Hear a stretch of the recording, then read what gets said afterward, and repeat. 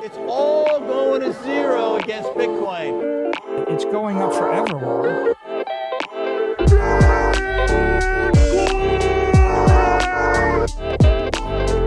You're against Bitcoin, you're against freedom.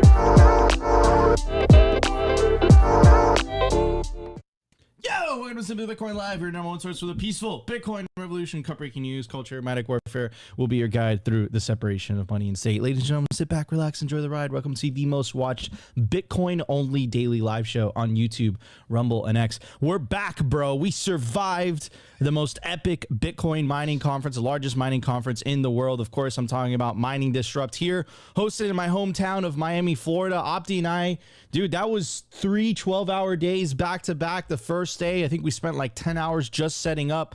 The first day we had like some trouble with the internet. We got the live stream going, and then the second day we finished off strong. Really excited to be doing it next year. Made so many friends, man. The whole mining industry is incredibly exciting. So much stuff that we saw. And we're back, guys. Simply Bitcoin Live is back. Opti's here in the flesh with me in Miami. How you doing, bro? Are you okay? Have you survived? I'm doing wonderful. Yeah, I feel great. I just got a little workout in with Sal in person over at Nico's house. I feel wonderful. It was a long couple of days, but it was well worth it, man. I have a blast every time we do the AV at a conference. Man, it's so much fun. This is our lives, bro. This is our jobs. Like we're blessed here, man. We're blessed, and I get to hang out with Nico. You know, we got some good food, hung out with wine in person. It was great. It's a great time, actually. Not to dox Nico too much, but my favorite part was seeing you with the baby, bro. It was good to see Nico in daddy mode. You know, we only really talk about work on the internet, but it's very, very adorable watching Nico with the little baby Nico out there. And yeah, man, it's great. It's great. Yeah, man, it's great to be back, and we got 2 more shows for you guys this for the rest of the week. Of course, today and then coming up tomorrow. But some crazy news: the U.S. government and the German government selling hundreds of Bitcoin, I think hundreds, like thousands of Bitcoin, which is kind of weird. Like, I get it. Like, it's like an ideological thing. It kind of doesn't make sense at the same time, because it's like, I'm going to sell this thing that has absolute scarcity for this thing that we could just print unlimited amounts of money. Could you imagine if the U.S. government just sent that Bitcoin to a time-locked Bitcoin address and they couldn't spend it for 20 years? You want to talk about fiscal discipline? Like, literally, you could do that with Bitcoin. Like, literally, no matter what, you can't spend the treasury. And of course, it's benefiting the long-term, the people in the future. And we live in a world right now where the politicians that are like 80, 90 years old, they're like stealing from the young to benefit themselves, even though, like, look, like, you're 70, 80. I know, like, you want to like be robots and live forever, but biology is a thing, right? Eventually you're going to hand over the baton to the younger generation. I know. Wait, Nico, I know we're not going to have rehash the whole conversation, but we get a lot of flack for hating on boomers. But we had a whole boomer conversation for like an hour yesterday. That was literally exactly what you just said. It's incredible. Yeah, man. So we're going to talk about it. And I think it's kind of funny. Also, in other news, Julian Assange, who is one of, and we're going to get into the history, how he relates and WikiLeaks relates to Bitcoin, of course. But he finally got a plea deal. Do I think it's a coincidence that it happened after Donald Trump went to the Libertarian Conference and said, if you vote for me, I'll freeze Ross Ulbricht? No, it's not a coincidence. But I think it's also a testament to our movement. I think what this election that's coming up at the end of the year is we're heading into this kind of inflection point, and you have the forces of the administrative state, some people call it the deep state, that is fueled by the money printing, which is stealing from the American people. This is probably happening in a country that you're living in if your country has fiat, right? And then you have this kind of like new this new movement of freedom-minded people that it really started with the internet and mass-scale peer-to-peer communications, and now we have a money to represent this movement, and of course, Bitcoin is that money, right?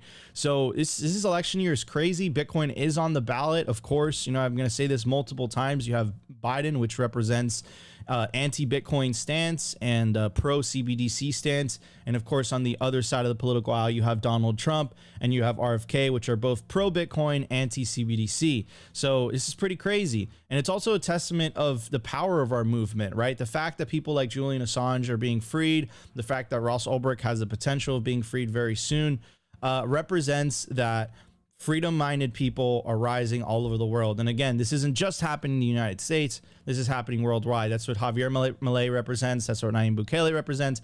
That's what Polivar, I can't say his name, the Canadian politician that's running against Justin Trudeau. So, you know, I think all those Bitcoiners want the theory of the sovereign individual playing out, which is, you know, Bitcoin is going to take away importance and power away from politics. But during the transitionary period, we kind of have to deal with fiat politics, bro. Like, it's just the reality, and, you know, it is what it is, and that's the whole point of the show, right? We'll be your guide through the separation of money and state. Anyways, during the culture segment, we have a dear friend on the show, and of course, the legendary host of the Bitcoin Pleb Party is hosted in Nashville, Tennessee. We got Anders in the house. Anders, you've been posting quite a lifestyle on Bitcoin Twitter, jumping into rivers in Denmark, hanging out with beautiful women and people. Allegedly, you know, and just having a great time, man. So, dude, thank you so much for joining us on the show today, bro. We're excited. Guys, if you haven't gotten your tickets to the Pleb Party, you're literally asking to pay more money because the prices do go up. And by the way, when the tickets sell out, it's like Bitcoin. There's absolute scarcity. They're not going to let you in the door. So you want to get your tickets now, bro. And of course, the whole entire Simply Bitcoin crew is going to be there. It's going to be a great time. So Anders, welcome to the show, my friend. Thank you. And you're right, Nico and Opti. I did spend the day in beautiful Copenhagen Harbor, where the water is clean enough that you can actually just jump in and boats are sailing, and you're just having a blast, to be honest. I've been having a blast the whole day. One of the highlights I gotta share with you here. I know I put it on Twitter, but still, like, we're now on a YouTube live feed. So if you see this smoke here, right? That is the Danish. Wait, do it again. Okay. Let me turn around. That is the Danish tax ministry. And you notice I'm not smiling because I don't know if anyone, got hurt. But nevertheless, the Danish tax ministry burned down today. And as you notice, I'm very far away from it. There's no way that I could have allegedly been involved. But I gotta say, dude, that's incredibly suspicious. Like, that smile, bro. Wait, can we even host someone of your stature on this show on YouTube? Like, nah, you sure you were just swimming in that water, right? No, I was swimming. I did not swim special like half forces a mile activity underwater with a couple of matches. I did not do that. Oh man, dude, that's crazy. I mean, it's also like so symbolic. Of course, this wasn't on purpose, YouTube's metaphor. You know, we had nothing to do with this whatsoever. Neither did our guest Anders. But you know, it's of course, taxes specifically. Okay, income tax. The social contract was established. That's a whole other debate. But most importantly, the insidious tax of inflation, right? Which is not something that has ever been agreed upon in the social contract. People have been psyoped to accepting inflation the way it is, and I really think it's like the cause of a lot of people's suffering. And you see people feeling the pain. This is kind of like the reason that Opti and I were having this conversation yesterday about the boomers, bro. Like I don't want to get into it. I absolutely love, some boomers like Larry Lepard, Greg Foss. There's some base boomers out there. Of course, Gary Leland, the Bitcoin boomer. But yeah, just like there's a lot of decision making that was happening 20, 30 years ago that have definitely negatively affected the future generations in terms of their ability, to buy homes and all that stuff. So that's something that me and Opti were talking about it. So anyways, guys, I'm super excited for the show. I'm super excited to be back, and I hope you guys have a great time. But before we jump into it, I do want to give a legendary shout out to our lead sponsor. And of course, talking about the best place to buy your Bitcoin. Let's go. Automatic self-custody Bitcoin, of course. Buy real Bitcoin. Enable your independence with the fastest and safest way to buy Bitcoin in Canada and the US of A. And of course, I'm talking about bitcoinwell.com. It is a self-custody by default Bitcoin on-ramp. What the F does that mean? That means that you can't buy Bitcoin on Bitcoin Well unless you intend to take self-custody. You literally can't leave it on the platform. You put in your self-custody wallet address as soon as you buy Bitcoin and your funds clear, it goes straight to self-custody. You literally can't leave it on the platform, which perfectly aligns with the Simply Bitcoin ethos of the separation of money and state, because self-custody is the revolution. That's how we really change things. It's a clear 1% spread. That's the fee. It's Bitcoin only, and it's completely non-custodial, obviously, empowering sovereign ownership with free automatic self-custody. So head over to bitcoinwell.com/simplybtc to get started. And by the way, if you use our promo code to sign up, you get 3 tosses into the Bitcoin wishing well. What is the Bitcoin wishing well? Well, if you're an existing customer of Bitcoin Well, every time you buy Bitcoin, you earn Bitcoin Well points, and you can use them towards the Bitcoin wishing well. So let's toss a coin into the Bitcoin wishing well. It costs 500 points. By the way, again, if you use the promo code SimplyBTC, you get 3 free tosses, and this gives you the opportunity to win up to 1 million Satoshis. So we're going to do it right now. We're going to leave the QR code on screen. Opti is not going to scan it. And first person to scan the QR code gets 500 Satoshis for free. So head over to bitcoinwell.com to get started. Support self-custody by default Bitcoin on-ramps, because they're the ones really pushing the peaceful Bitcoin revolution. All right, everybody, let's hit the new numbers. We have lots to talk about. Let's check it out. Here we go. The Bitcoin numbers. Is your Bitcoin in cold storage really secure? Is your seed phrase really secure? Stamp Seed's do-it-yourself kit has everything you need to hammer your seed words into commercial-grade titanium plates instead of just writing them on paper. Don't store your generational wealth on paper. Paper is prone to water damage, fire damage. You want to put your generational wealth on one of the strongest metals on planet Earth, titanium. Your words are actually stamped into this metal plate with this hammer and these letter stamps. And once your words are in, they aren't going anywhere. No risk of the plate breaking apart and pieces falling everywhere. Titanium stamped seeds will survive nearly triple the heat produced by a house fire. They're also crush-proof, waterproof, non-corrosive, and time-proof. All things that paper is not, allowing you to hodl your Bitcoin with peace of mind for the long haul. Stamp your seed on Stamp Seed. All right, ladies and gentlemen, I made it incredibly easy for you guys. You can scan the QR code on your screen right now, and that will enable you to maintain the relationship with your grandchildren, because if you don't properly secure your generational wealth, they might be angry. Like, for example, imagine this conversation 20 years from now. Grandpapa, why did you lose your Bitcoin? Well, so Mr. What is it? Grandchild. I wrote down my seed words on paper. I didn't listen to Simply and stamp it on titanium. For some reason, I put it on paper, and I'm sorry. Fuck you, Grandpapa. I'm never going to talk to you again. So don't put yourself in that position. Wait, you got to raise your grandchildren better than that, Nico. So use promo code Simply to get 15% off anything on stampseed.com. All right, at the time of recording, the Bitcoin price is $61,680. Head over to bitcoinwell.com. Stack the dip. Sats per dollar, 1,621. Block height, 849,708. Blocks to halving, 200,292. Halving estimate, March 26, 2028. Total annual capacity, 4,894. Capacity value, $301 million US dollars. Realized monetary inflation, 1.56%. Market capitalization, 1.22 trillion. Bitcoin versus gold market cap, 7.7%. In the grand scheme of things, we are just getting the party started. Speaking of parties, head over to the pleb party right now. Get your tickets before the prices go up. Don't put yourself in that position where you lose all your friends because you didn't go to the pleb party. All right, everybody. Anthony Pompliano. A lot of people in the Bitcoin community specifically find him a little bit divisive because you could say some things about his business decisions in terms of, promoting certain companies over the years. But I personally, I'm a fan of Pomp. I think he does a great job on, on legacy media when he does these types of interviews. He has a big following, and I get it. He's a little bit divisive, but I think he was dropping some pretty good signal here on Squawk Box.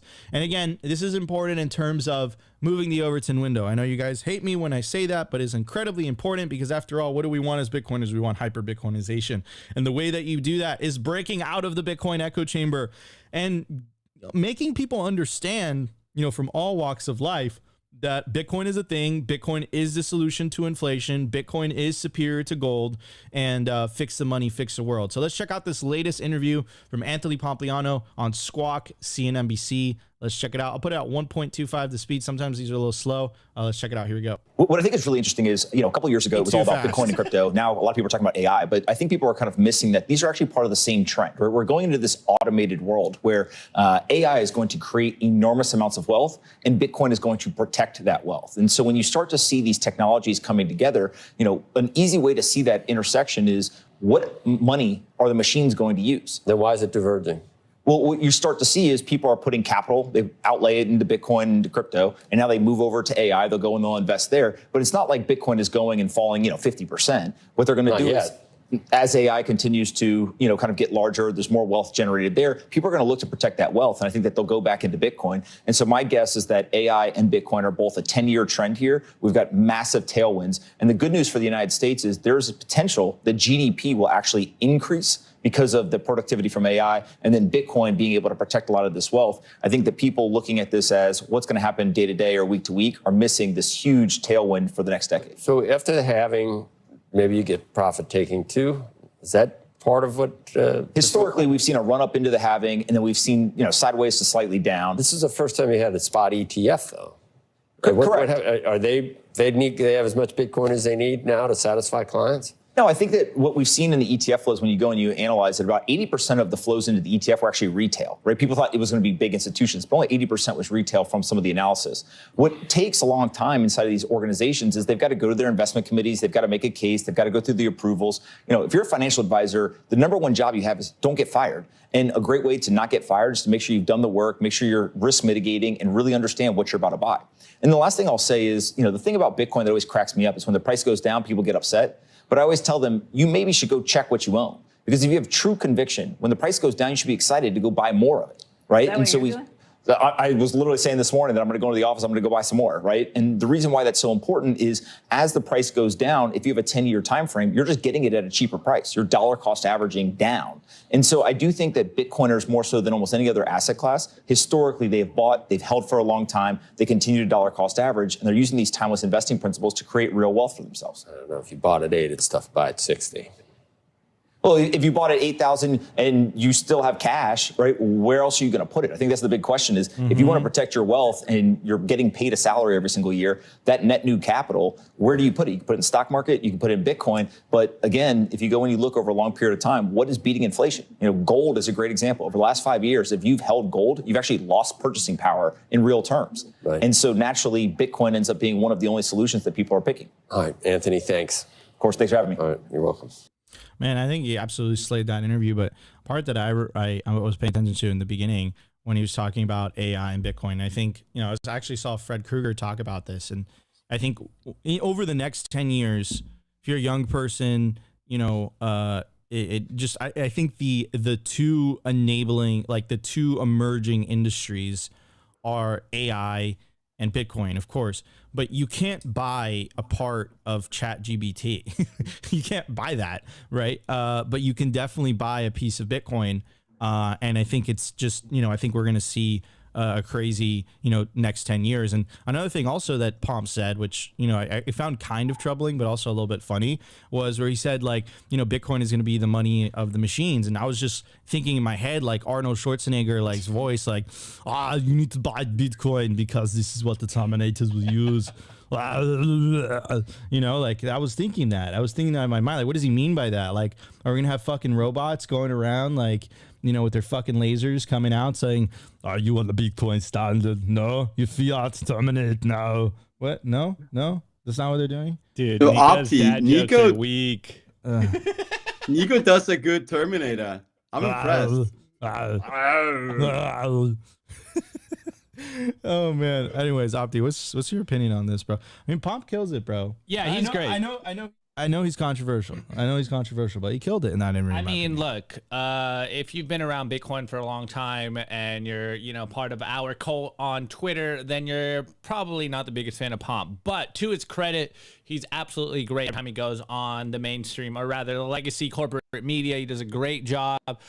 First point that I want to make, though, is on the AI. I'm kind of on like the opposite side. I'm not that convinced that AI is going to be like the biggest trend. Like, I know there's a lot of hype around AI right now. I know Nvidia stock's going absolutely nuclear, but from what I've seen and what I understand, like I'm kind of feeling like the shitcoin vibe around the AI space right now. So I'm not that sold that AI is going to be, the same impact that Bitcoin has. But with that being said, one of the biggest things that I did take away from the Mining Disrupt conference yesterday and the day before while we were streaming it is just how many Bitcoin miners are starting to use their what do they call them? The data. What's the word that they use for the they don't call it mining. They call it data centers. Yeah, they're data centers. One of the things that they are starting to look at, and there was a huge amount of conversations around AI over the last couple of days, and one of the biggest takeaways that I took from it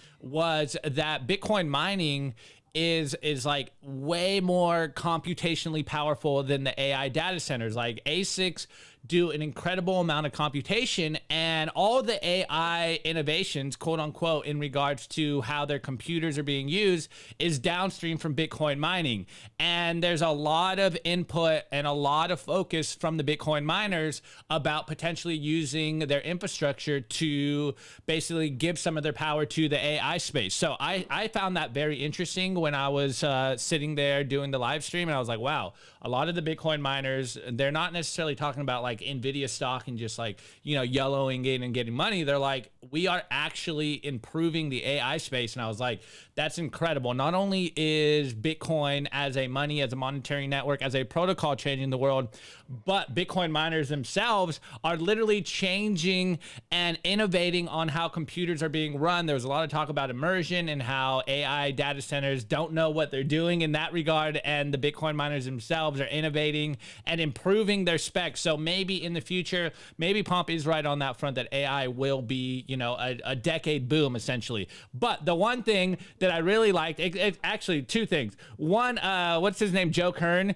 He's like, what he says is like, AI is probably going to be down 50%. It's like Bitcoin won't. And I'm like, yes, Joe gets it. He's absolute savage Bitcoiner. But the thing that Pomp said that I think all of us Bitcoiners get, once you get after a certain point, once you really understand what you own and you've gotten so far down the rabbit hole, like the price dips are a blessing as long as you still have fiat money. And he's like, they asked him point blank, yeah, it's at 60K, but it's dipping. Are you still buying? He's like, yes, of course I'm still buying. Anyone that understands Bitcoin, like all of us here in the chat, and what we try to explain to people is like, this is Bitcoin on sale. If you like Bitcoin at 70K, then you're going to love it at 60, 50, whatever price is under all-time high, because it's literally just cheaper Bitcoin. Nothing's changed except for the price. Nothing's changed except for the sentiment of traders. And right now is when you should be stacking. We heard a couple conversations over the last couple of days that we're all kind of, I'm not saying we're OGs, but people that have been in the space for a while, been around a couple cycles, we're all kind of convinced that maybe this summer might not be as frothy as we'd like it to be.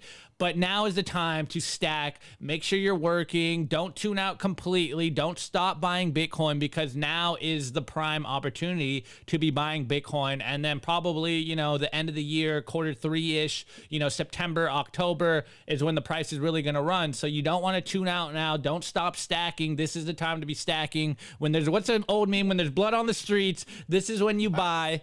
I don't think there's blood on the streets. I mean, there isn't blood on the streets, but just bored as fuck. I agree, but the price isn't pumping. That's an opportunity. You want to be first. I mean, actually, you don't want to be first to the party. Well, the pleb party, you definitely want to be first to the party. But regular parties, you want to show up kind of fashionably late a little bit.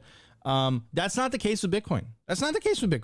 You want to be first to the party. In fact, you want to be at the door before they open the doors, right? So right now, the party isn't popping, right? Everyone left, right? So what you got to do, right? You got to pull, it's like if you've been to 11 Miami, you understand this, right?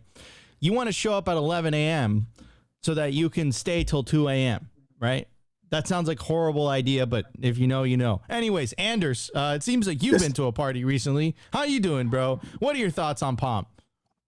Well, so I think he's touching, actually, I think it's interesting. He's talking about, AI is going to generate wealth and then Bitcoin's going to protect it. I think that's an interesting angle that we haven't really heard anyone, thank you, talk about. I like to see you guys when I'm talking. Thank you. Thank you, Opti. Nico. No. Okay, but it's just like Jeff Booth has been talking about for a long time.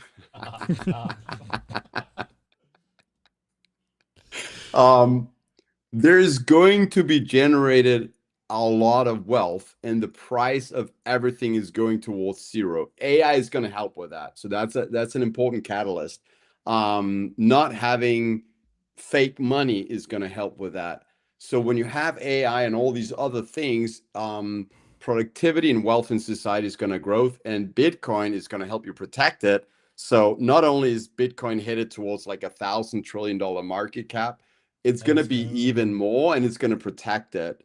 So, 0.1 Bitcoin really is generational wealth if you can give it maybe 20, 30 years, who knows, right? So I think it's a great point. He's talking about like the massive productivity growth and wealth generation coming with AI, and then the protection through Bitcoin. You don't have anywhere else to protect your wealth. Amen. Amen. Wait, Nico, can I pop in here? Because you did do the Arnold. What's the second best?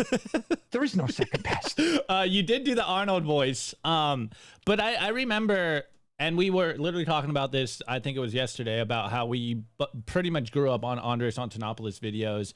And Nico's like, I watched him like 50 times. I think I've watched every single Andres Antonopoulos video. But I vaguely remember that there's a couple of talks where Andres was talking about the same thing. I know when I got into Bitcoin in 2017, there was a lot of talk of like machine-to-machine payment and how Lightning's going to be that money. So I don't think it's far-fetched to say that eventually there will be machine-to-machine payment with Bitcoin. And, maybe if we get far enough down the line, we'll see AI hacks and sentient technology, sentient consciousness on the computer wanting your Bitcoin. So, hey, we are treading towards the sci-fi future we always dreamed of. Give me those 24 words. No. All right, everybody. Before we get on to the news, I do want to give a shout out to one of our best sponsors. Of course, I'm talking about the place to be during the Bitcoin 2024 conference. If you're going here, you have to go to the pleb party. That's going to be hosted Thursday, July 25th. So the day before the largest Bitcoin conference on planet Earth, Bitcoin 2024, is going to be the legendary pleb party. It's going to be a 12-hour open bar. For anyone who doesn't know what an open bar means, it means that the liquor is included in the ticket. 12-hour open and food. 12-hour open bar from noon to midnight. Pleb party in Nashville. It's going to be hosted by our boy Anders, who's currently a guest on the show. It's going to be hosted at an amazing venue, a rustic automobile factory from 1910 with brick walls and tons of proof of work atmosphere. That's right. The venue was created before the establishment of the Federal Reserve. That's right. That's why it lasted. Yes. Over 1,000 Bitcoin plebs are expected to attend. The last pleb party in Miami sold out 8 days before. So you want to get your tickets now before the tickets sell out. There's only a couple tickets left at the $100 price point. So guys, you won't be able to get tickets at the door. And of course, confirmed attendees include Larry Lepard, Preston Pish, the entire Simply Bitcoin crew, James Lavish, Robert Breedlove, Mark Moss, Pubby, Tatum Turnup, Adam O'Brien, and many, many more. So guys, definitely don't want to miss the party around the Bitcoin 2024 conference, the pleb party in Nashville, Tennessee 2024. Scan the QR code or check the link in the video description. Get your tickets now or be lame. All right, everybody, let's hit the news. The Daily News. I want to give a shout out to our sponsor, Foundation Devices. It's self-custody done right. They built a premium grade hardware wallet called Passport right here in the US. It's fully open source and verifiable. It's the most intuitive Bitcoin wallet designed with a UX reminiscent of a simple feature phone. So you will know how to navigate it and use it the moment you pick it up. Get your Bitcoin off exchanges and into your own hands in just a few minutes. Experience the peace of mind that comes with taking ownership of your own keys. After a massive sellout during Bitcoin Miami 2023, the Passport is back in stock at foundationdevices.com. Bitcoin only, open source verifiable, completely air-gapped security model, gorgeous design craft, premium grade materials. If you're thinking about getting your Bitcoin off exchanges, this is the one for you. Check out the Passport link in the show notes below to learn more. Guys, I want to make a special announcement. This is brand new. If you use promo code SIMPLY, it does give you a discount to the Passport hardware wallet. Not your keys, not your cheese. Again, if you want your grandchildren to, talk to you in 20 years. Imagine having this conversation. Why'd you lose your Bitcoin? Because I left it on an exchange. Like, that would be terrible, right? This is why you got to take self-custody of your Bitcoin. Also, by the way, if you don't know how, they have a concierge service that you can sign up to. So you buy your Passport, you set up the concierge appointment, and they will literally walk you through setting up your self-custody, right? So you literally have no excuse. They make it easy for you. And of course, you could pair it up with the Envoy app, and it makes spending cold storage Bitcoin incredibly easy. Scan the QR code below, use promo code SIMPLY, get a discount, get yourself a Passport by Foundation. Speaking of idiotic moves of the government, they sold their Bitcoin again. If the US government just kept their Bitcoin, like, think about, like, it's an example. I always say this all the time. Bitcoin exposes incentives.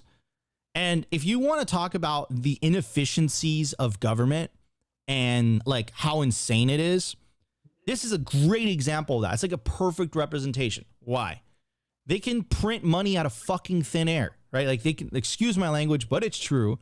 And what they've done over the last couple of years, like, horrible trades. Like, I think they sold like hundreds of thousands of Bitcoin to Tim Draper, and it was like under 10. It was like so many horrible trades like that. This is another example of another horrible trade. Mind you, at the same time, another example of the inefficiencies of government. The US government send their Bitcoin to Coinbase to sell it.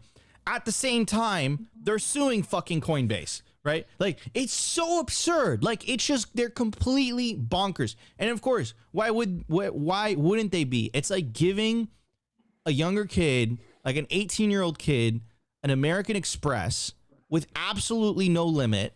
That's going to be a fucking disaster. And that's exactly what the government is with an unlimited money printer.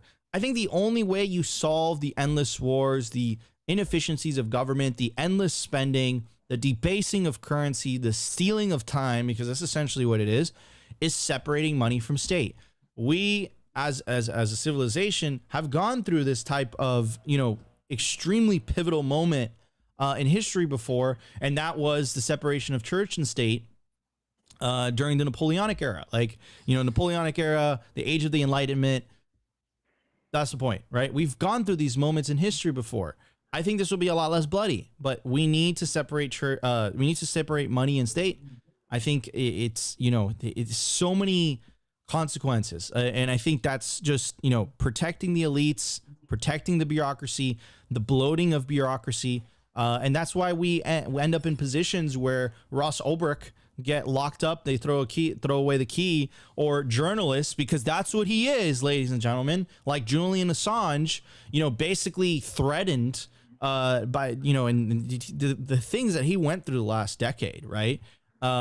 Because he was doing what journalists are supposed to do, right? It's so funny because the Washington Post, one of their slogans is called "Democracy Dies in Darkness." And what? So because WikiLeaks isn't an official media source, like they can't report the news, like, it's just so absurd. Anyways, so this is the latest news. U.S. government sends 3,940 Bitcoin worth $241 million to Coinbase, right? Also, this isn't just an American thing. This is happening in Germany as well. German government officials offloads 900 Bitcoin, 400 Bitcoin sent to Coinbase and Kraken. I love how, like, these are all like the exchanges that they're fucking suing. And they're like, these exchanges are bad. And they're like, oh, but we actually need to sell our Bitcoin now. Like, it's just so absurd. Bitcoin exposes incentives like this. I think this will be recorded as one of the dumbest trades, that has ever happened. But at the same time, it does not surprise me because, governments are known governments are known for doing stupid shit. Governments are known for inefficiencies. And I think Bitcoin and the internet, both, and we're going to talk about the importance of the internet and free speech and mass scale peer-to-peer communications, I think are exposing the inefficiencies of government. I think it's exposing the fact that a bureaucratic elite don't know what's best for the rest of everybody else. You know, when your so-called health ministers, you know, are let's put it nicely, are above the acceptable healthy BMI, and they're telling everyone what they can and what they can't do with their bodies. You know, it's, forgive me if I don't believe you and say fuck you, because you know, that's where I'm at right now. And I think a lot of people have seen that over the last 5 years. I think it's been a pivotal moment in human history. Some people are calling it the fourth turning. You know, this is the Great Awakening. This is the Great Awakening. The flame of freedom was started by the internet, and Bitcoin came along and poured a fucking gallon of huge oil drum of gasoline on it, and now it's turned into a huge bonfire of a bunch of savage individuals saying, you know what, I'm gonna keep my wealth in self-custody, you can't take it away from me because you debased it and you didn't lock any bankers in jail in 2008 and you bailed them all the fuck out. I'm tired of it. Opti. Wow, Nico Jones showing up. This is what happens, bro. I don't do a show for 2 days, man. I'm like, I gotta get back in the saddle and hit it hard. Love it, love it, love it. Okay, well, first off, I think we would be remiss to remind everyone out there that these were most likely, I'm not fully aware of how Germany got their Bitcoin, but we can definitely say for the US that this was all stolen Bitcoin, and now they are selling it and getting profits. Actually, when the government steals things, it's called seized. Exactly. And that's kind of where I was going, because look, guys, when I heard the story, I think it came out yesterday. When I heard this story, my first thought was rules for thee, but not for, or what's it? Rules for thee, but not for me. And because look, guys, let's look at the elephant in the room here. Every one of us has to deal with the tax implications of selling our Bitcoin. They get to sell their Bitcoin without any concerns. They're like, yeah, we get the profit off this. Like, shut up, peasant. Doesn't matter what we do. You guys got to follow the rules. And they're like literally stealing Bitcoin, selling it to make profits. And someone in the chat did the best comment, is like, this is literally the separation of money and state, because they no longer hold their Bitcoin. They're selling it for fiat, which is obviously like the best part about this whole thing. And then, of course, I think we all as Bitcoiners agree that at a certain point, whether it's this cycle, whether it's the next cycle, but at some point this decade, we are going to see nation states literally printing money directly to stack Bitcoin. So they literally have the infinite money glitch that Sailor has, but like the literal infinite money glitch.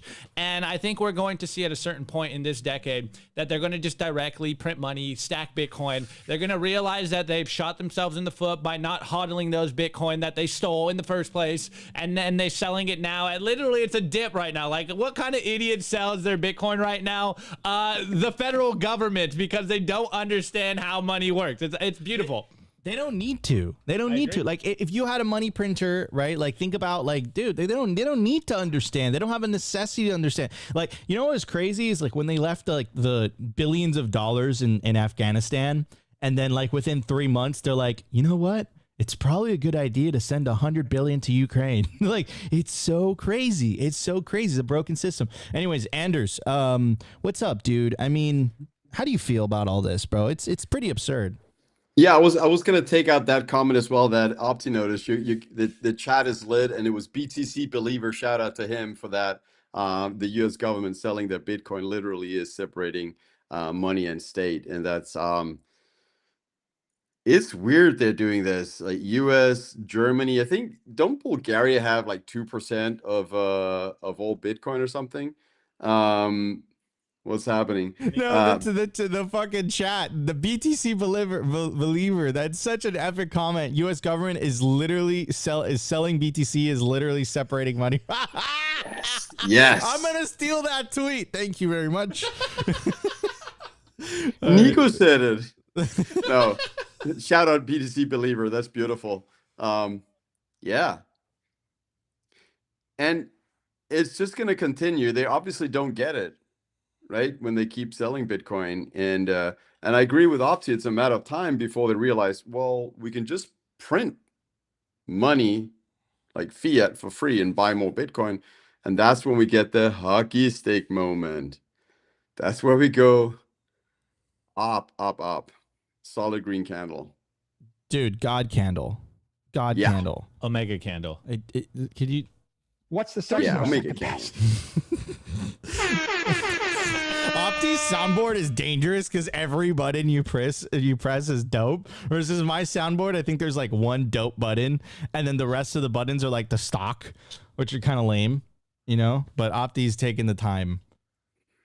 What's the second? or Opti second puts in a best? lot of effort here. Like he's a hard worker, and I've seen him. So I've met you guys at conferences. Opti arrives in a Dolce Gabbana suit with a tie, and then but to Correction, I be a don't even own a pleb, like suit, but yes.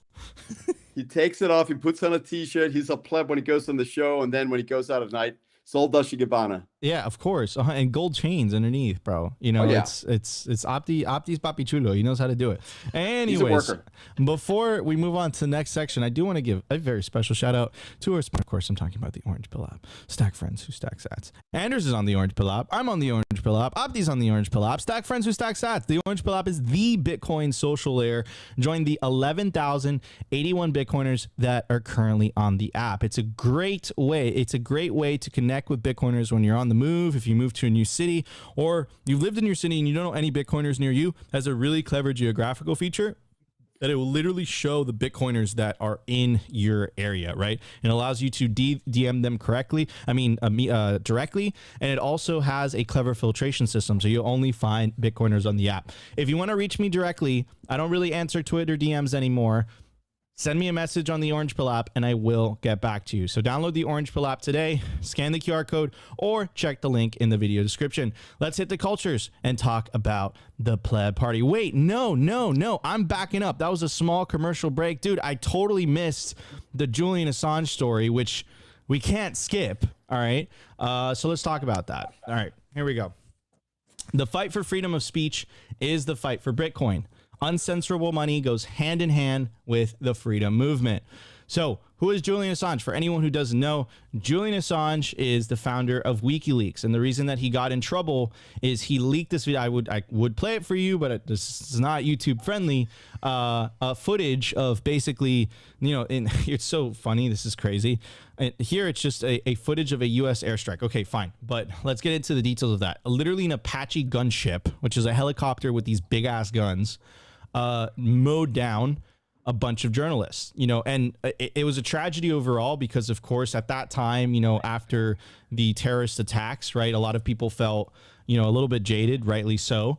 And of course, it's not like, you know, the pilots of that Apache gunship they knew that those people were journalists. They didn't do that on purpose. It was a tragedy altogether, but that's not the point. The point is that he leaked that footage through WikiLeaks, and of course it went absolutely viral, and he was persecuted for it. Now, here's the thing. That's journalism. That's what journalists are supposed to do in a quote-unquote democratic society, in a freedom society, free society. You're supposed to have that. It's called the First Amendment, right? You're supposed to do that. That's the whole point. And the difference is that if it's a regular publication, they don't get in trouble. The problem here is that WikiLeaks at the time, it was like one of the first truly kind of independent media sources that picked up a lot of steam. Now we're in the age of independent media. In 10 years, legacy media is going to be completely dead, in my opinion. In 15 years, gone, dinosaur, right? And we're going to look back and be like, holy shit, that was propaganda. That wasn't media. But the point is that, you know, this guy, he played a huge role in the Bitcoin movement, to the point that the last thing that Satoshi said before he disappeared was, it would have been nice to get this attention in other contexts. WikiLeaks has kicked the hornet's nest. The swarm is headed towards us. Now, why did that happen? Well, it's because WikiLeaks got cut off from traditional financials. What does that remind you of, bro? Okay, we've heard this 1,000 times, but this was back in 2010. And by the way, WikiLeaks got rich as fuck because they literally stacked Bitcoin in 2010. Could you imagine those small donations, like $100? $100 for the Bitcoin in 2010, bro. Holy shit, right? So anyways, Bitcoin and WikiLeaks helped keep each other alive. So in terms of figureheads for the Bitcoin movement, martyrs in the separation of money and state, Julian Assange Ross Ulbricht, and Edward Snowden. We got 1 out of 3, and it looks like if Trump wins, we're going to get 2 out of 3. And mind you, within a decade, we're going to get fucking Edward Snowden back. We're fucking winning. Our cause is fucking winning. Freedom is effing winning. But there was martyrs in the process. Of course, the system was going to fight back. Right. So anyways, this was a little bit of a struggle session, the way that he was freed, because apparently he had to admit wrongdoing, which, again, is kind of dangerous for quote unquote journalism and reporting in the U.S. because now it doesn't matter that you so-called have First Amendment protections. If you leak certain things that the U.S. government doesn't like, they can lock you in a box, which is so anti-American. It's insane, right? And again, I don't think this is a coincidence that this happened after Donald Trump said he would free Ross Ulbricht. I think this was a reaction by the Biden administration saying, oh, you know what? We can be nice too. Right. Anyways, WikiLeaks founder Julian Assange pleaded guilty to obtaining and publishing U.S. military secrets Wednesday in a deal with Justice Department prosecutors. Now, they left out the context,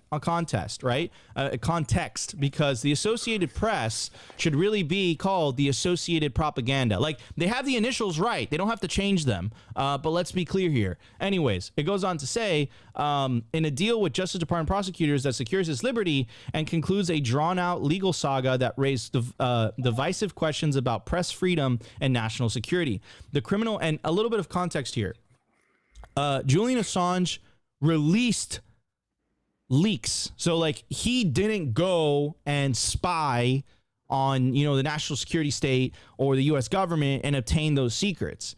They were given to him by a leaker, right? And she served jail time as well. I think her name was Chelsea Manning, right? So it wasn't that he did that. It was given to him. And of course, WikiLeaks as a journalistic institution, what do? It's in the fucking name, bro. WikiLeaks, right? They leak the information, which again, it goes to, you start to ask questions like, what else is the government hiding from us? And what gives them the right to hide that information from us? Why haven't all the JFK files been released yet? That's another thing that was talked about on the Logan Paul podcast when he had Donald Trump on, and Logan Paul asked him, are you going to release the JFK? Like, why are they still keeping that shit under wraps?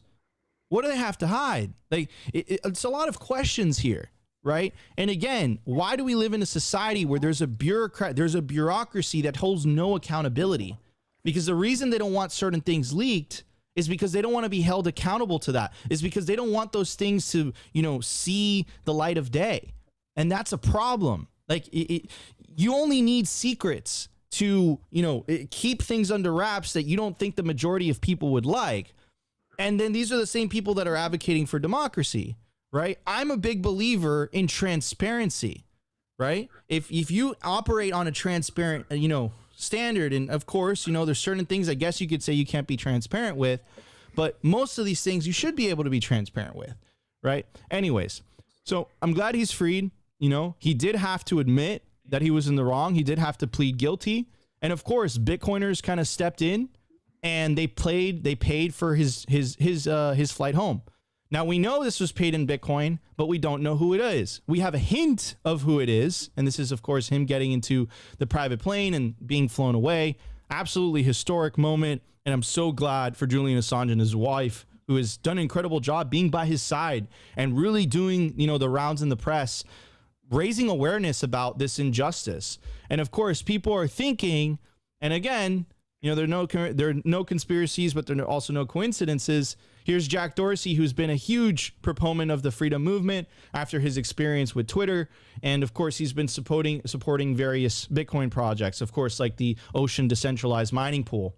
And, he believes in the importance of free speech. And now a lot of people are, speculating. And again, very big coincidence, this tweet and this transaction. This is the apparent transaction that was sent to pay for Julian Assange's private plane flight to safety. And here's a $500,000 Bitcoin donation, and it was tweeted at 4:03 p.m. Here is Jack Dorsey tweeting at 4:03 p.m. safe passage through. I mean, you could put 2 and 2 together, but that's a big coincidence, bro. And also another thing about Jack Dorsey, he doesn't really tweet that often anymore. He's more on Nostr these days. So, I mean, you know, it's you guys have to understand all of this is interconnected, right? All of this is interconnected. I always say it's the party of green versus the party of orange, party of Bitcoin, freedom, no censorship, opportunity, prosperity, peace versus the party of fiat. The administrative state, the unelected bureaucracy represents the party of green. In fact, they're fueled by green. They're fueled by the fiat money printer. They need coercion. They need censorship in order to survive. Why? Because it's fundamentally a system based on theft, because fiat is based on theft. It's based on the idea that money has to use purchasing power in order to exist. And a system based on theft needs lies, manipulation, misrepresentations, coercion in order to function, right? So Julian Assange is interconnected with the Bitcoin movement. You saw it. It was Satoshi's last post was literally referencing WikiLeaks. Jack, you know, Bitcoiners paid for his flight out of freedom. And of course, Julian Assange has been a major proponent of Bitcoin throughout the many years. And of course, you know, shout out to WikiLeaks for being an OG, even though I don't think they knew that they were OGs at the time. Now, here's the last thing I'm going to end it with, because I know this has been quite a little bit of a ramble, but it's been incredibly important to cover this topic. Here's Elon Musk, and again, Elon Musk has played a huge role by freeing the bird. And of course, I'm talking about Twitter, and here he is talking about how the media used to work and how it should work today in the era of social media, independent journalism, and mass-scale peer-to-peer communication. Now, the thing that a lot of traditional journalists don't like is they don't like being put on the same platform as the average citizen. They don't like their voice being the same. They're pretty mad about that. I think it's very important to elevate citizen journalism. I think it's very important to hear the voice of the people, the actual voice of the people, not the filtered voice of the people. And let the people choose the narrative, and let the people determine the truth, and not 5 editors-in-chiefs of major publications. Do you want to know what's really going on, or do you want their opinion? And that's it. Like exactly. Do you really want to know what's going on? Or do you want your opinion, right? And that's the beauty of social media, is that it's a free market of ideas, and let the free market determine what the narrative is, what the truth is. And I think it will do a much better job than a handful of obviously politically biased journalists. And you want to know how scared they are of this stuff? Check this out. And I think this is absolutely insane. Tonight, we have a historic debate between, you know, the potential future presidents of the United States. And check this out. This is insane. CNN has implemented insanely strict measures for the first 2024 presidential debate, effectively banning citizen journalists and independent coverage. No one can use any video or audio from the debate without explicit permission. What are they thinking? This isn't a blockbuster movie. This is 2 politicians running to lead the free world. Mainstream media is monopolizing the debate coverage. Elon Musk has stated he won't pull down extremes of the debate, right? That's insane. That's insane. Of course, they don't want to do that. You want to know why they don't want to do that? Because they don't want people reacting to what's being said. That's the problem. They want to control this narrative as much as humanly possible. If you don't believe me, take a look at how it's going to be formatted, which is absolutely insane. By the way, this is a meme version. Yeah, I was gonna say. But what he's actually saying, like the guy saying before they like muted him, is true. Like, this is like Pravda Soviet level propaganda. This is like another level. This is insane. Check this out. If we go behind the podiums, you can see 2 green lights. When they're on, they signal to the candidate his microphone is on. When the green lights are off, they signal to the candidate his microphone is off. And so let's say I'm answering a question. My light is green and I'm speaking. Phil's microphone is off and his green lights are not illuminated. He's going to interrupt me as I'm speaking, and this is what it will sound like. CNN sucks. So the point remains, right? Like, of course, there's like a meme there, right? But the point is like, that's crazy. Why can't they have that's the whole point of a conversation. And this is an example. This is what I'm talking about with Julian Assange. This is what I'm talking about, mass scale peer-to-peer communications. This is why they tried to release the Ministry of Truth. It's all interconnected, right? The state used to operate in an environment where they had complete control of the narrative. Social media came and said, no. Bitcoin said, you know what? People could use their own money. And of course they're freaking out. They don't no longer have a monopoly on information. and they're going to soon lose their monopoly on money, and that is going to fundamentally change the role of the state in people's lives. Opti?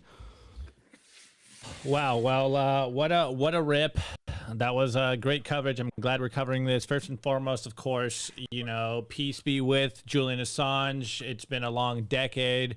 I'm super glad that he's finally free, can get back to his family. Embrace his wife was having a conversation with a fellow Bitcoiner at the mining conference, and he was like, man, they just dropped the press conference, and I was literally getting teary-eyed watching Julian Assange walk off the plane and embrace his wife. So, on that front, absolutely great to see. Though, like Nico was pointing out, it does seem like a bit of a struggle session where he has to admit that he's guilty to certain charges. And, there was a lot of rumors running around about what the plea deal actually included. But the fact that he's free, and like we were talking about, I don't think there's a coincidence that this happens 1 week after Trump embraces Bitcoin. Trump comes out and says free Ross. And now the Biden administration is like, okay, what can we do to also try to garner that support from people? And it's, of course, figure out a plea deal with Julian Assange, get him home right before the presidential debate tonight. And then not only that, including the muting of the debate, it really goes into what we talk about here all the time, which is the freedom of information. And someone in the chat, they were probably kind of trolling or just saying like, we're watching Simply Bitcoin, we're back. But their comment was, let's talk about Bitcoin while we were ripping this. And I always have to say, guys, freedom of speech is a Bitcoin issue. Bitcoin is just code. If you cannot speak freely, what makes you think you can transact freely? Which is why this is a Bitcoin issue. And actually, I really like Justine's comment in there on the Bitcoin Mag post where she's like, I'd rather not know because let's not dox the wallet information there, which I think is a great tweet. You don't have to pull it back up because we don't need to redox it again. But this is what Bitcoin allows for not only citizen journalists, but for quote unquote legacy mainstream journalists that are actually trying to be journalists. Like, I don't know, I may vaguely remember that journalists were supposedly protected under the law where they can have these conversations, but we've gotten to such a point where if you talk about things that go against the administration, you are literally going to get sent into a box. And so it really kind of leads credence to the idea that I always say, it really feels like the pendulum swinging the other way. People want truth. People are looking for information that isn't filtered, like Musk said. We don't want the filtered voice of the people. We want to be able to talk about the truth. If we can't speak freely, we will never get to the bottom of the truth. And as we know with fiat currency, it is so detached from reality that this is why we're seeing, the new Rome basically crumble in real time. And this is why we need to have these conversations. Yes, there will be some people that say dumb things, but that's the beauty of freedom of speech. The dumb people get exposed just as much as the evil people get exposed. And this is how we congregate on the truth. So I really love where this is going. And then on the debate tonight, it's obviously going to be a huge thing on the internet. And we had planned to do a YouTube stream on it, but now that we can't even, get a Bitcoiner's perspective on YouTube around this, it's like, what's the point of doing it now? And this really goes into everything we say on this show continuously every single day. They do not want us having these conversations. You guys are frontline soldiers on the information war on the internet. And this is why it is so important to continue to talk about this stuff with your friends and family, continue to make the memes, continue to tweet, continue to, comment on the posts from the legacy media, the corporate press, where they're just being blatantly lying to everyone, and we can combat their narratives because people are looking for it.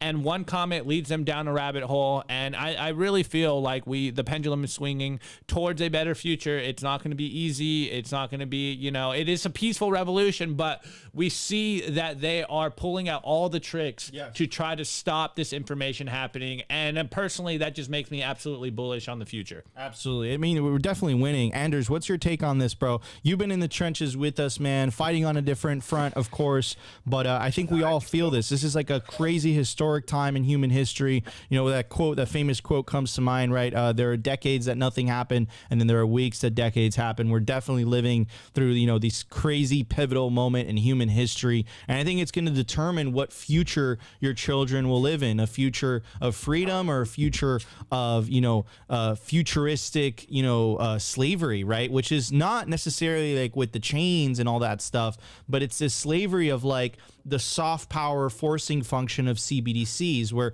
they incentivize you towards certain behaviors, which is like, cucking for the government. If not, they shut off the money, or there might be other consequences. So, Anders, I know you know what's at stake. What's your thoughts on all this, bro? No, I agree. I mean, you could, just like all roads lead to Rome, all topics, all issues lead to Bitcoin. Bitcoin is the common denominator. Money is the foundation of any society. And when the money is rotten, society is rotten. And that's what we're seeing and have seen since 1913, and in Europe longer time than that.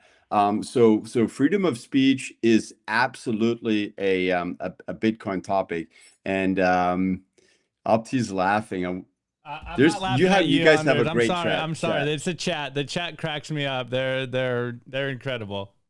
I know Extamas. He's my friend. He's my homie from LA. We're staying in a Airbnb together in Nashville. So yeah, shout out Extamas. Yeah, freedom of speech is absolutely necessary. It is a Bitcoin topic. Everything is a Bitcoin topic, and we need freedom of speech. I mean, so many of the American, like the constitutions, what do you call them, amendments or whatever, they've already been destroyed and are no longer valid. Freedom of speech, all tech platforms destroyed freedom of speech, even Twitter, and then Elon bought it, and then we got it back, kind of, right? And then there's others of those amendments that just being taken from us one by one. The good thing is that as Scarface said, and you know that, Nico, you're from Miami, right? First you get the money, then you get the power, then you get the women. Now let's leave out. What's the second best? Let's leave out the last bit for now, but money leads to power. Money is the foundation of power. Money buys you power. And when the money is rotten, and when the money is controlled by private banking families, like it is in the US, the Fed, you can't audit it because there's too much stuff that they don't want you to see. It's not the people of US owning the Federal Reserve. It's banking families. It's not federal. There is no reserve. But by decentralizing money, by making it hard money, by making it the best money that mankind by far has ever seen, and actually making it perfect on all but one parameters of money, means you can't make it better. Like, this is the winner. This is the end game. Bitcoin is the end game.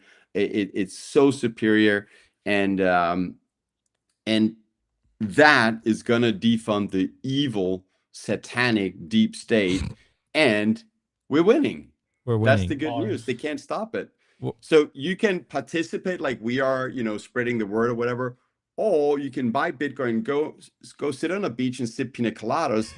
If you put your economic energy into Bitcoin, you are helping. You are moving economic energy into the revolution. 100%. So 100%. Dude, you hit the nail on the head. And that's what people have to fundamentally understand. Like, we're talking about this revolution. You're like, Nico, you're fucking smoking crack. Like, what are you talking about, dude? Listen, this revolution is so simple. You put Bitcoin in self-custody. You are the sole owner of those keys, and you are part of this revolution. Like, you're just part of it. You're part of it, right? That's all you have to do. It's as simple as that. If you don't put Bitcoin in self-custody, and I'll make it black and white, because it really is black and white. If you don't have Bitcoin in self-custody, it's in the hands of the state. They just haven't taken it yet, right?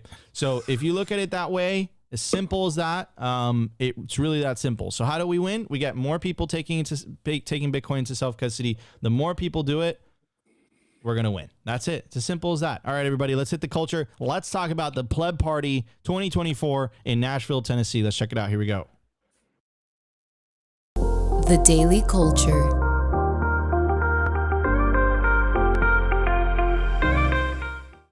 All right, everybody, before we get on to the culture, I do want to give a shout out to our sponsor. Of course, I'm talking about KABOOMRACKS. We just saw all those guys over there at the Mining Disrupt conference. Saw the CEO, of course. Saw our boy Alex Tucson, of course, and of course, and we got Nick, of course. KABOOMRACKS is the most trusted place to buy, sell, and host mining equipment. You can check out their racks by scanning the QR code or checking the link in the video description. That will take you directly to their Telegram marketplace where you can connect with a member of their sales team. They make purchasing their products easy and transparent. You could also sell your mining equipment with KABOOMRACKS, access their vast network of domestic and international customers when you sell your mining equipment with them. Also, they're offering hosting, and if you want to start instant hosting with KABOOMRACKS, check out their special sale going on right now. To do that, scan the QR code on your screen right now. Your hash rate goes online after your payment is confirmed. You own the miner. This is not a hash rate contract. So check out, if you want to start instant hosting Bitcoin, it's one of the best ways to get Bitcoin below the spot price. Of course, you take a little bit of a risk. I see mining Bitcoin as like a leverage long. Check out KABOOMRACKS today. Scan the QR code to get started. All right, everybody. I want to talk about the pleb party, man, because it's coming up. I'm beyond excited. It's in less than a month, less than 30-day countdown to the pleb party in Nashville. It's going to be an epic Bitcoin celebration. Food are included in your ticket. Drinks are included in your ticket. And of course, we are with the event organizer, the best party thrower in the Bitcoin industry. Anders in the house today, bro. How you doing, man? I'm so excited. The pleb party in Miami was ballin', bro. We had a special appearance from Michael Saylor. It was at the rooftop of this Miami theater, epic venue, and it was a shit show in a good way. It just got rowdy. People were talking. Great place to network. You had this giant TV screen playing the most famous memes. So could you give the audience like some sneak peek? What tricks do you have up your sleeve this year, Anders, man? I know you got surprises for us, bro. It's all a secret, but I will tell you this.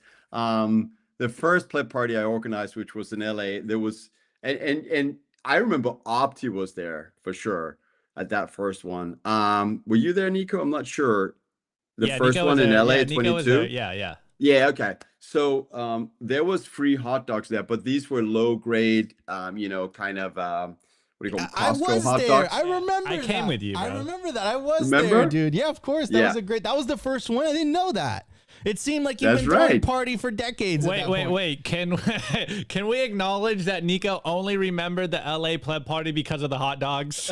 Yes, we can. No. I remember the venue. The venue was really fucking cool. It was really cool, dude. It was nice. Yeah, it was super dope. So don't want to go into too many details yet, but I just think this is funny because that first pleb party, they had free hot dogs, but Costco level kind of quality, right? They were free. But this time there's going to be like some gourmet hot dogs with some like good meat. It's going to smell good. It's going to taste good. That's going to be part of the food that people can enjoy. And this is included in your ticket, right? Yes. Like holy shit. Food. So not like horse meat, hot dogs. Love to hear it. And so right now there's 18 tickets left at $212.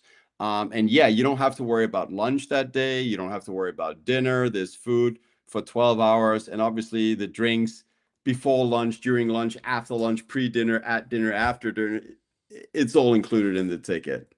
So, love it. All right, Anders. Well, I know you don't want to release too much of the information, but just updating the people this last week, or was it the beginning of this week? I don't remember exactly, but you did tweet out that you got the last finishing touches on the party. So it's all good to go. You're ready to go. Please give us some type of insight. I want to know what is going on. Let's talk more about the venue. Okay. So I gave a brief description, right? So talk a little bit about this automobile factory.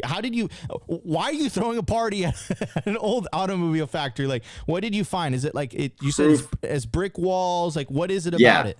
I mean, as you saw in Miami, I think the venue is really, really important. Absolutely. It creates the atmosphere for sure. And I managed to pull that off, I think, pretty well in LA, even though it was free. But that's also why we ended up, in the negative, because like you didn't sell a ticket, but you still threw a party. So yeah, it's going to cost you money. Miami, I think, was honestly the best venue throughout any party, VIP, whatever. And that's what I'm trying to do. Give the plebs an opportunity to come to a party that's going to be cooler, better venue than any of the VIPs, but all the fun people are going to be there because it's all your friends Bitcoin X, like Opti, Nico, and When the he list says goes fun, on. it's me. It's me. It's Yeah. me. Okay, it's I'm Opti. Yeah. fun. No, don't do it.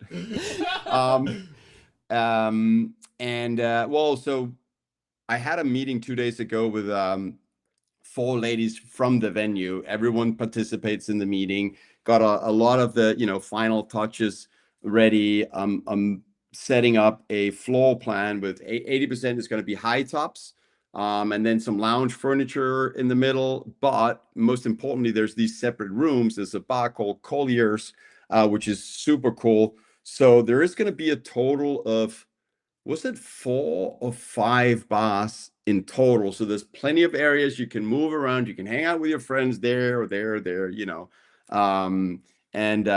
yeah, look, most things from before the Fed was created are just better. And this is from 3 years before the Fed. So Let's go. Well, Anders, I know I'm going to steal Nico's favorite saying. You buried the lead there. There will actually be girls at the pleb party. There will be. Yes, yes. I know that. There will be. That I can confirm. I've seen the ticket sales. I'm trolling, Anders. Though I do want to mention before, I know you don't want to, expose everyone that's going to be there, but I may heard there's some special people. Anyways, over in Miami at Mining Disrupt, I was telling you before the show that I had a few people come up to me and they're like, "You're going to be in Nashville?" I was like, "Yeah, of course." And there's like, I'm literally only going basically to go to Anders' pleb party on the Thursday before the conference. So it's a known thing. This is where you want to be. This is where all your friends are going to be. I don't want to call it a networking event, but it's an actual party. This is where you hang out. This is the fun part of the whole conference. Time out. Yeah, we're going to stamp a seed at the pleb party. And for sure, we're going to do that. We're going to bring the hammer and we're going to stamp that seed into titanium. And, we're going to make a lot of future generations very, very happy. Why in the comments Trump is going? Oh, my God. I didn't want to say it. Wannikers, I didn't want to say it. Perfect segue. So we have the list. We say it every single day, but sneak peek. Let's not dox their names, but potentially might get some of the biggest names in Bitcoin to hang out with us this year again at the pleb party in Nashville. So can you confirm or deny that, Anders?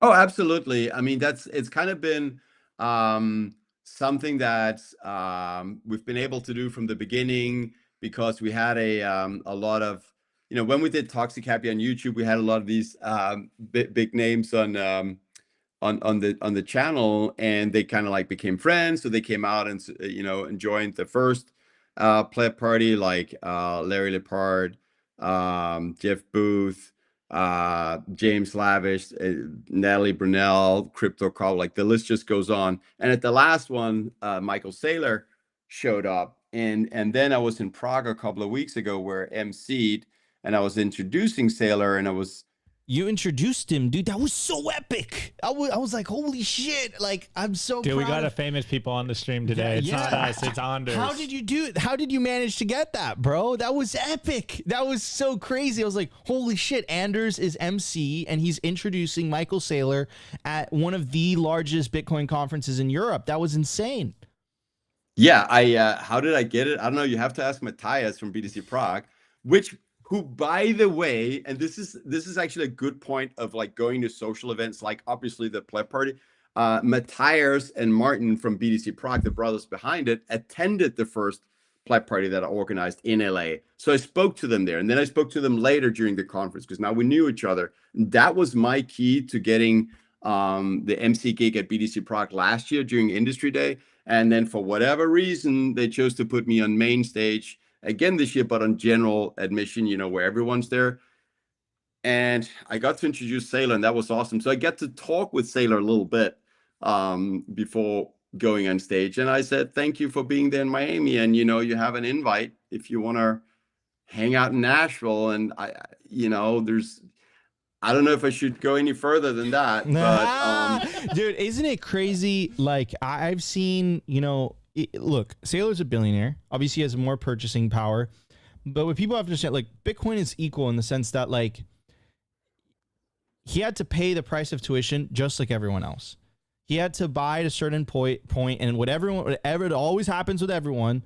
Everyone always, you buy into the bull market, you get absolutely hammered and crushed during the bear, and then it humbles you a little bit and you survive. And I never forget, Anders, you were there at PB Pacific Bitcoin 2022. Price of Bitcoin was 16K. Saylor was in the front row watching all the talks on the PB stage. And I remember he was stoic. He was, he wasn't smiling. He was just silently watching all the talks. And when this thing ripped, Opti and I were like, observe this. We're like, dude, Saylor's smiling on the interviews, right?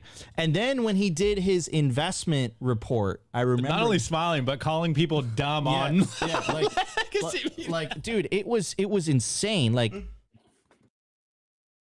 because they want to sell it eventually, Michael. I mean, let's be honest. Most of the people who are, yes, sure, some people pass it on to their children, but like most of the people who are buying assets at some point want to sell the assets at a profit. So let me say it a different way. Okay. People that use fiat currency as a store of value, there's a name for them. We call them poor. Okay.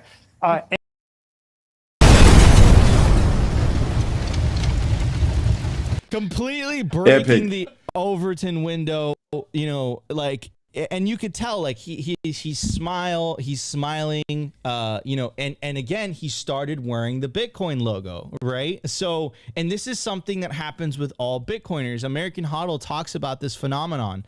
The more cycles you're in, the less you start to give a fuck, right? You just like your level of give a fuckness starts to decrease, and you're just like, bro. So yeah, I mean, I'm so glad that Saylor's unleashed.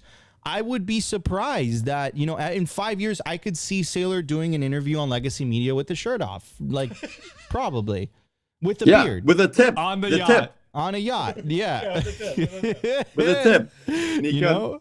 Because he's just let loose a little bit, as much as he can, but he's representing Bitcoin. He's wearing the shirt. He's letting loose. He's going to the parties. He's a little bit reserved. I get it. He's a chairman of a public company. But he is like a major figurehead of the Bitcoin movement, and he might be at the pleb party in Nashville 2024 because Anders introduced him at Prague. Maybe. Right. And maybe. Just to add on that, like I said earlier, I had people tell me in Miami they're literally only going to the pleb party. The conference in Nashville because of the pleb party, and verbatim we're saying like, I'm going there because if Bitcoiners are going to be the new elites, like I want to be around the people that are going to usher in a better world, and this is why you go to events like this. This is the whole point of this. You make the relationships in real life, not just on the internet, and this is how we build a better, not only society, but a better circular community, circular economy around Bitcoin is by knowing the people you interact with. Yes, Bitcoin is trust minimized. You don't have to trust people, but we're still human after all, and you got to hang out with people in real life. 100%. Also, we're at 1,500 live viewers on YouTube and X, and about 60 on Rumble. So if you guys are enjoying the show, smash the like button. Also check out the QR code on your screen right now. Check the link in the video description. Get your tickets to the pleb party in Nashville 2024. Anyways, Anders, we're getting to the close. Yeah, let's just give Anders last two sets. I want to give you the mic. What are some final messages, final thoughts towards the audience? Well, I just want to claim complete responsibility for ending the bear market in 2022 because the first pleb party was held the very day that Bitcoin went down to 15,600, and then the pleb party happened, and because of all these rich plebs not selling their Bitcoin that one evening where they were hanging out and having fun with their friends, that whole sell side went away, and the price started pumping, and then the mood in the market changed around. So pleb parties change markets and ends bear markets, and boy, who knows what's going to happen in Nashville? Exactly. I'm incredibly excited. This is the year before, if Bitcoin continues to follow its cyclical pattern, the year before an explosive historic bull market. How do I do it? This way up. Rocket ship, get on board. So yeah, I'm incredibly excited. I'll see you guys in Nashville. Scan the QR code, check the link in the video description, go to plebpartynashville.com and get your tickets quickly. They will sell out. There's a cap supply. Anders can't print more of them. So get your tickets, quickly. And of course, we'll see you guys there. The Simply Bitcoin crew will be there. If you guys want to meet Opti and I in the flesh, get your tickets to the Pleb Party. It's going to be absolutely awesome. All right, everybody. Love you all. Take care. We're Simply Bitcoin Live. I'm your host, Nico. It's my legendary co-host, Optimus Fields. And of course, our guest today, the legendary Anders, the best party organizer in the Bitcoin industry. Guys, enjoy the debate tonight. It will be on Simply Sessions later today, I think at 6:15 p.m. Eastern Standard Time. And of course, we'll be back tomorrow for the last day. And last day of the week? Last episode of the week for Simply Bitcoin Live. Until then, love you all. Have a great rest of your day. Take care, everybody. Episode was brought to you by BitcoinWell.com, on a mission to enable independence.